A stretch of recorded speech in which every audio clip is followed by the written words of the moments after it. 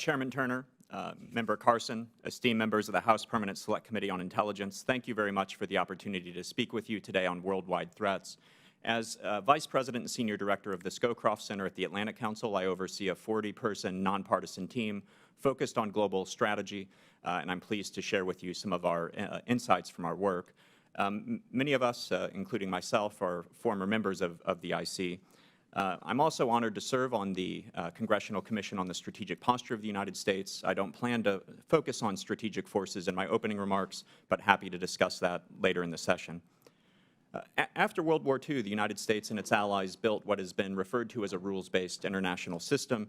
The system hasn't been perfect, but it's the best system ever envisioned for organizing global affairs. The United States and its allies, the American people, are safer, richer, and freer today because of U.S. global leadership enabled by U.S. intelligence. The U.S.-led order, however, is under threat, primarily from revisionist autocracies. China is the most capable adversary we've ever faced, but it's increasingly working with other revisionist autocracies, Russia, Iran, and North Korea, to displace the U.S.-led order and put in its place a more traditional imperial system safe for autocracy centered in Beijing and Moscow. So in short, I assess we're in a new Cold War. It's not exactly like the old Cold War, just like World War I is not exactly like World War II, but it is a long-term confrontation between the United States and its free world allies against nuclear-armed revisionist autocracies for the future of global order.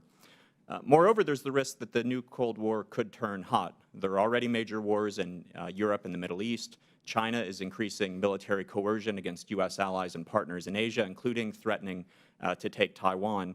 And so there is a real risk that the United States could face simultaneous conflicts.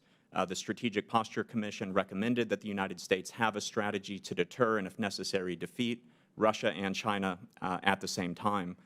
And as I've argued in a new book, the primary purpose of U.S. national security strategy should be to win this new Cold War, not just to manage it. And so therefore, I would recommend today that the primary purpose of the intelligence community be to support the U.S. and allied governments as we attempt to win the new Cold War. So with that in mind, I'd make 7 recommendations.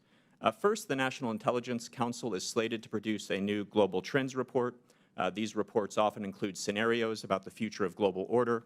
I'd recommend that one of those scenarios depict what U.S. and allied victory in this new Cold War would look like. If we can't envision victory, it's going to be harder to achieve. As another scenario, they should depict what happens if China and Russia prevail.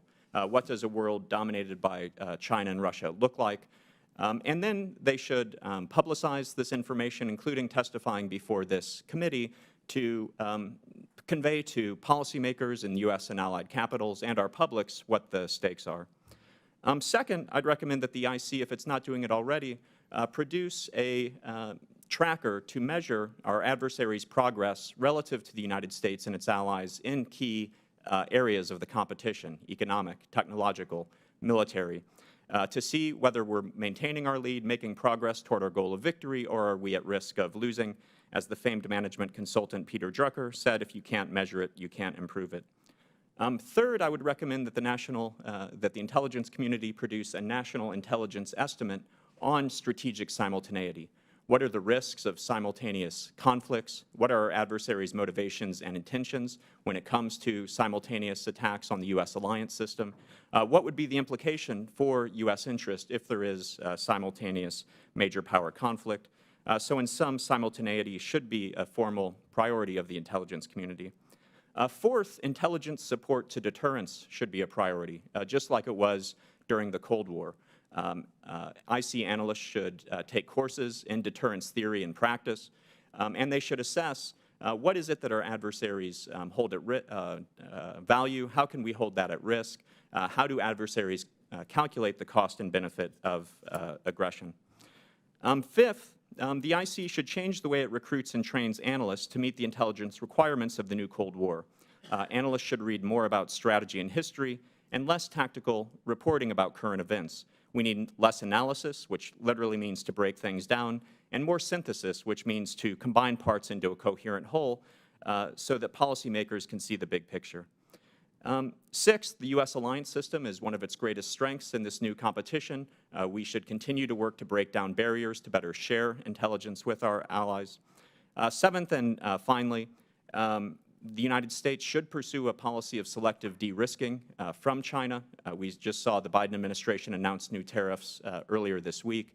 But to help them do that, it would be helpful for the Department of Commerce to have its own intelligence capability, and I'd recommend that they look to develop their own intelligence office.